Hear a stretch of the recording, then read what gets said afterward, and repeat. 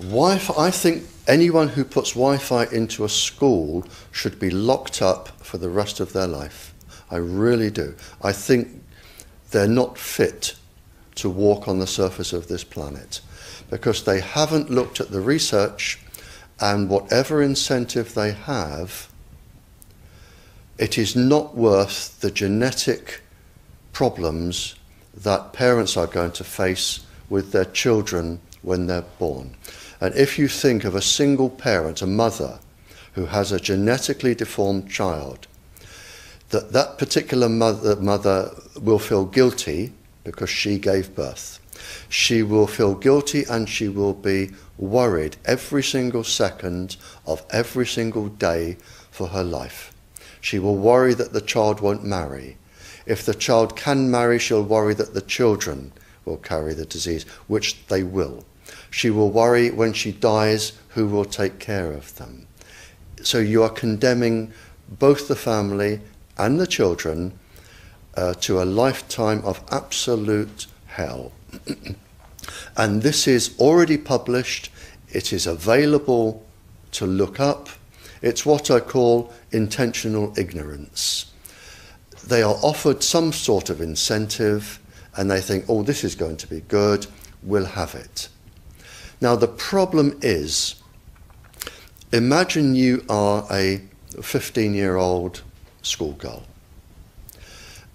All of the 400,000 eggs in your ovaries were with you at birth.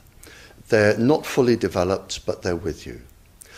They are 10 times more susceptible to radiation than all of the other DNA in the body. And scientists don't realize that. They don't read all of the papers as I do. So you have this highly susceptible genetic material which is going to make your children. And you are irradiating it because Wi-Fi's, they are transmitters as well as the routers, as well as the ones either side of you. They are all transmitting at this height through your ovaries. So you are risking the damage, the DNA damage of your child every time you sit down and you use Wi-Fi. And it's like saying, if I smoke a cigarette, which one will cause the damage? The answer is I don't know. It could be the one today. So you now have a child that has a probability of being genetically damaged. But the real damage is when that child grows up. You have genetic material in your ovaries which could be damaged. Now, the real problem comes, so you have a child that could be born genetically damaged, but the real problem comes when you become pregnant. If you are a teacher or a mature student and you become pregnant, because the embryo inside your womb, in the first 100 days, all of those 400,000 eggs are forming in your embryo, your child's ovaries.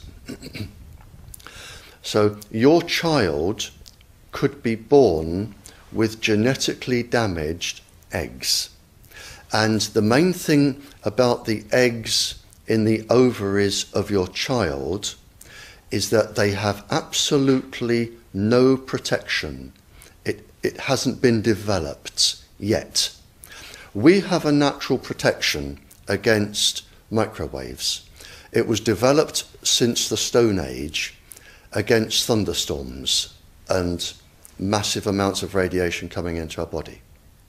But in your embryo, your uterus, in the fetus, where your child is developing for the first 100 days, in the ovaries, the eggs do not have that protection.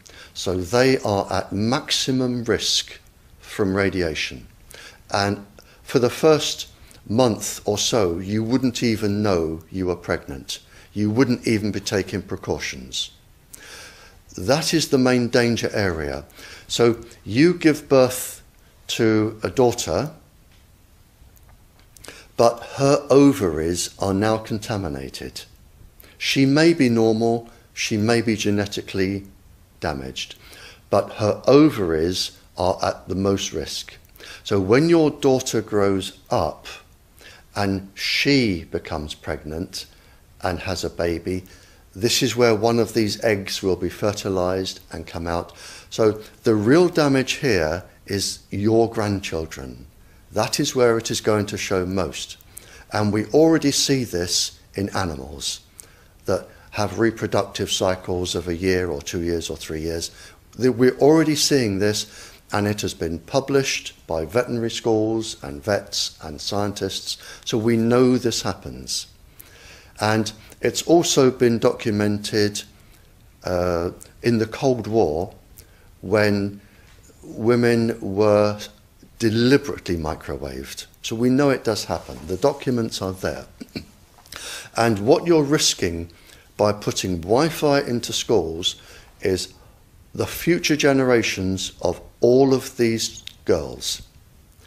But it gets worse, because this particular DNA, the mitochondrial DNA inside you, and the DNA inside you, the mitochondrial DNA, you can trace unchanged to your mother, her mother, her mother, right the way back to the beginning of the human race in Africa, the Stone Age. You can trace your ancestors, if you could, right back to the very first lady. It is unchanged, the mitochondria. And that is being unchanged in your children, which means if you damage it, your child could be genetically damaged, then her child, and her child, and her child, forever. You are condemning the future generations of every single child until there are no more lines left in the female in your family. You must stop. A female must stop producing children for this to stop. So when you put Wi-Fi in schools, what you're saying is, for the sake of a little bit of money that saves getting a workman in to drill holes through the walls to feed cable, because it's cheaper, we're just going to put Wi-Fi in, but you can have genetically damaged children for the rest of your family's career. That's what we're saying.